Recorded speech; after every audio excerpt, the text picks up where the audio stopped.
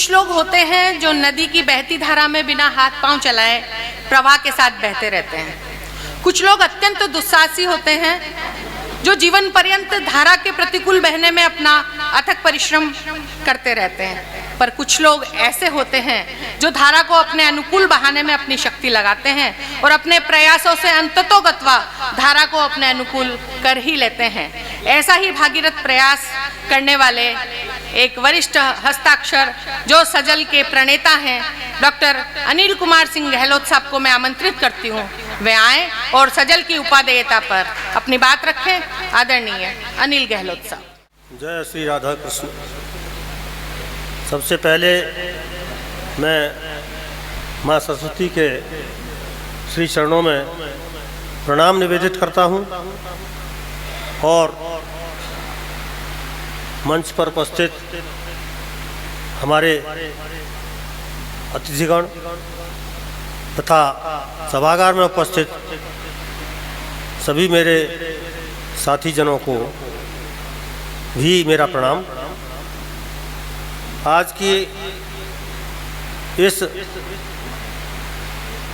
कार्यक्रम के अध्यक्षता कर रहे हमारे वृंदावन शोध संस्थान के निदेशक महोदय, जो इससे पूर्व अनेक संग्रहालयों में निदेशक रहे हैं, आर्कियोलॉजी के विशेषज्ञ हैं, परम विद्वान और हिंदी के बहुत अधिकृत अध्येता समीक्षक। आप वृंदावन शोध संस्थान में निदेशक हैं डॉक्टर राजीव द्विवेदी जी, उनका स्वागत करता हूं, प्रणाम करता हूं।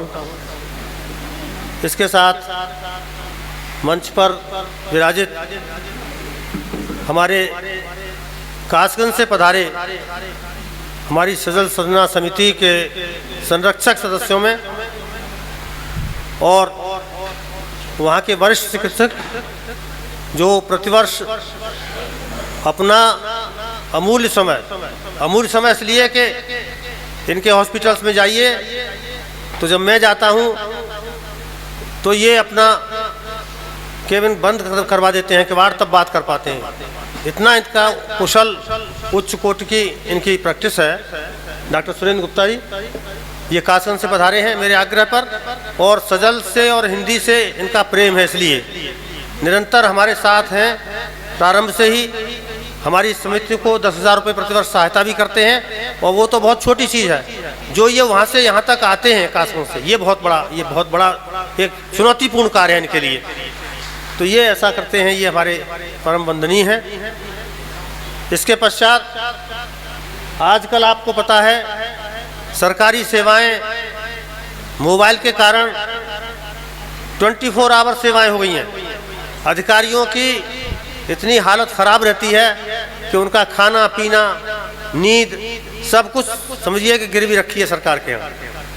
किसी भी क्षण ऑनलाइन मीटिंग सेक्रेटरीट से मंत्रालय से होने लगती है और करना पड़ता है। इतनी व्यस्तता को तिलांजलि देकर या उसका बलिदान करते हुए, एक त्याग करते हुए हमारे बीच आई हैं इस मथुरा जिले की जिला पंचायत राज अधिकारी श्रीमती किरण चौधरी, जो पिछले वर्ष नहीं आ पाई थी, लेकिन इस वर्ष समय निकाल लिया, प्रभु की कृपा हुई, वो आई हैं। उनका स्वागत है, बहुत बहुत अभिनंदन है, तालियों से स्वागत करें।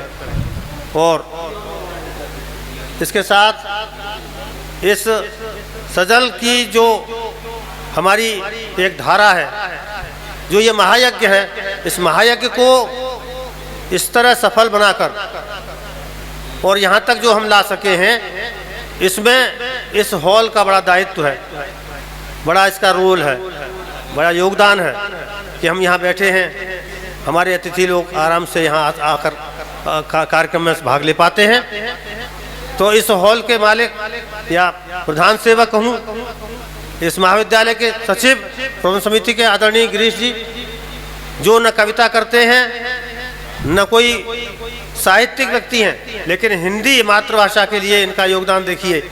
ये हमारे संस्था के संरक्षक सदस्य भी हैं, जैसे डॉक्टर साहब हैं। इसके साथ साथ प्रतिवर्ष ये जो है हमें अपना हॉल उपलब्ध कराते हैं, जबकि इस कॉलेज में केवल कॉलेज के ही कार्यक्रम होते हैं। ये हॉल किराए पर नहीं होता है, कोई कार्यक्रम बाहर का नहीं होता है, लेकिन सजल सजना समिति का कार्यक्रम यहाँ इसकी अनुमति है। इनका अभिनंदन है, स्वागत है, वंदना है।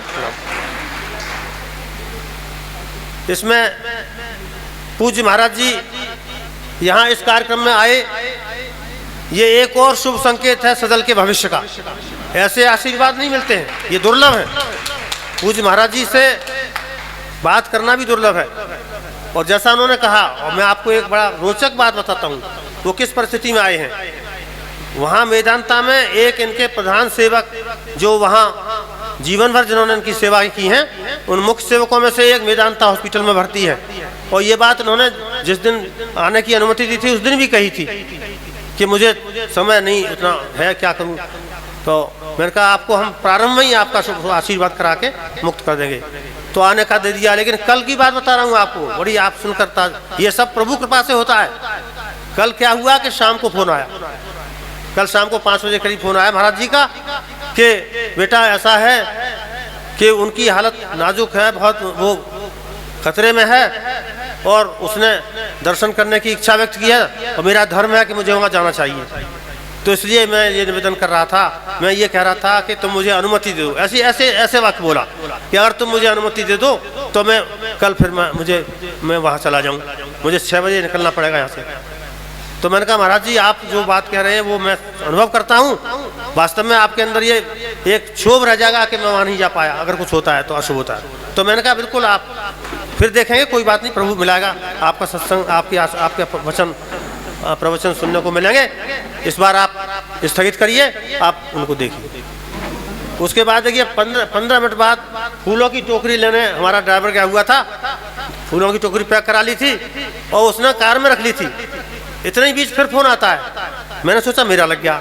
अरे मैंने कहा महाराज जी भूल से लग गया। अरे नहीं मैंने फोन किया, मैंने ही तुमको मिलाया है कि मेरा मन करता है कि मैं चलूँ, आऊँ कार्यक्रम में, तो इसलिए अभी मना मत करना, इसका प्रचार मत करना कि नहीं आ रहे हैं। लेकिन एक बात जरूर है, अगर कुछ घटित होता है तो मेरा स्थगित भी हो जाएगा। मैंने कहा ठीक है, कोई बात नहीं, प्रभु की इच्छा में इच्छा को मिला देना चाहिए। आप प्रभु की इच्छा पर रहिए, प्रभु कृपा करेंगे तो आप आ जाएंगे, और नहीं आप आश्वस्त रहें, हमें कोई क्षोभ नहीं होगा, कोई खेद नहीं होगा।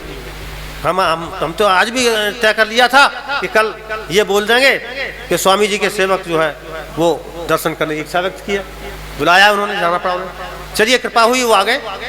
तो इस तरह से देखिए हम सबके ऊपर ये जो कार्य हो रहा है, ये बड़ा कठिन कार्य है, बड़ा चुनौतीपूर्ण है कि हिंदी वाले ही जो हमारे भाई हैं जो गजल लिखते रहे उनको ये अच्छा नहीं लगा।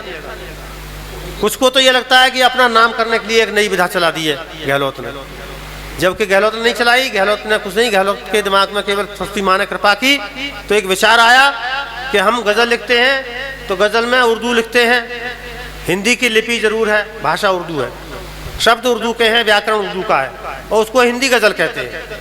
ये हिंदी की विधा नहीं है, जबकि हम जैसे प्रोफेसरों ने हिंदी गजल कहकर उस पर PhD करा दी, जबकि वो हिंदी की गजल है ही नहीं, जिसमें हिंदी भाषा नहीं है, जिसमें सिर को सर लिख रहे हैं आप, यों को यूं लिख रहे हैं, मकान को मकान लिख रहे हैं, मकान को उर्दू के शब्दों को आप लें, कोई बुराई नहीं है, लेकिन अपना व्याकरण हिंदी का रहना चाहिए।